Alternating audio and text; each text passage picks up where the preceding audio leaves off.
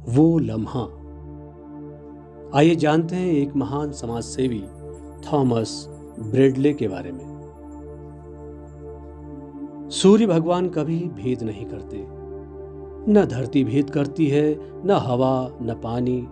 सभी को समान भाव से प्राकृतिक शक्तियां सशक्त बनाती हैं।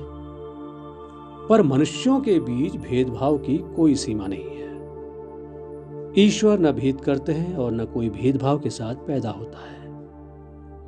वह अश्वेत बालक भी मन से निर्मल था, न धर्म का बंधन, न जाति का भेद, न रंग की चिंता।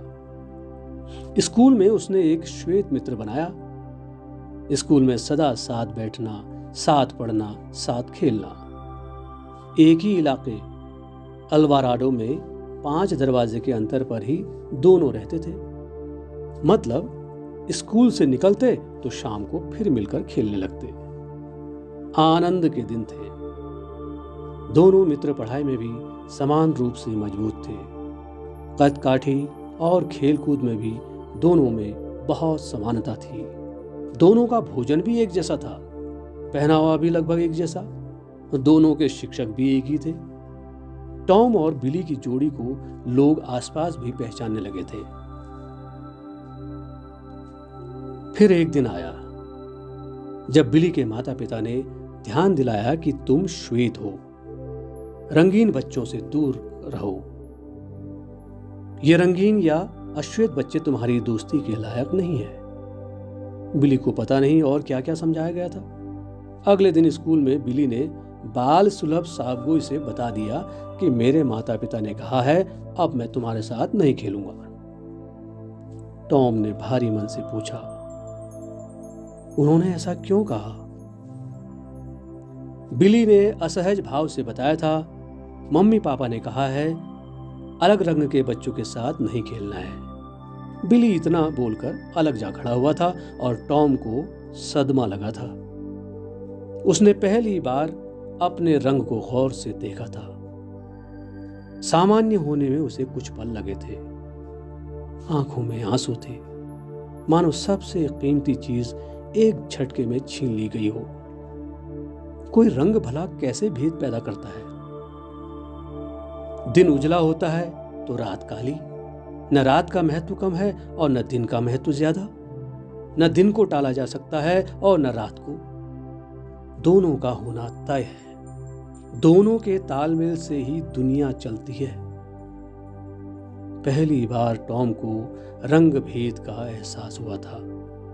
वह जानता तो था कि रंग भेद जैसा कुछ होता है, पर उसने आज तक उसे महसूस नहीं किया था और उसे लगा था कि उसकी जिंदगी बिना भेद के मित्र के साथ बीत जाएंगी। पर यह क्या, परम मित्र ने ही पल्ला छुड़ा लिया। अब टॉम ने रंग भेद पर गौर करना शुरू किया। उसके दादा अश्वेत गुलाम थे, पिता मजदूर ही रहे, मां लोगों के घरों में काम करती रही। जिंदगी कई तरह के सुखों से वंचित थी, पर टॉम को इसका एहसास पहली बार हुआ था। उसने ठान लिया कि वह रंग भेद को मिटाने के लिए हर मुमकिन कोशिश करेगा। वह खूब पढ़ेगा और घृणा करने वालों को भी प्रेम से उत्तर देगा। वह कोशिश करेगा कि फिर किसी टॉम को कोई बिली न मिले। ठान रखा था कि अच्छे अनुभवों को ही मन में बसाएगा। वह उस श्वेत शिक्षिका को याद करता था जो सद्व्यवहार से भरी हुई थी।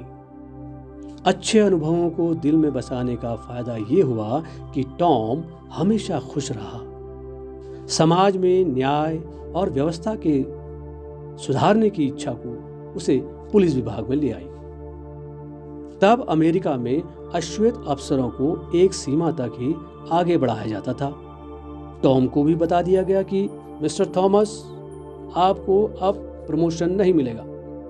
तब भी ब्रेडले ने बुरा नहीं माना। पूरे 22 साल सेवा देने के बाद वह पुलिस विभाग से अलग हो गए। वकालत शुरू की। आरक्षण या श्वेत अश्वेत की राजनीति के बल पर नहीं, बल्कि केवल लोकप्रियता के बल पर लॉस एंजलिस में ही पार्षद चुने गए। लोकप्रियता बढ़ती गई। वह मेयर का चुनाव लड़े, उन पर खूब नस्ली हमले हुए, वह चुनाव हार गए, मगर नस्ल या अपने शोषण या भेदभाव को उन्होंने कभी मुद्दा नहीं बनाया।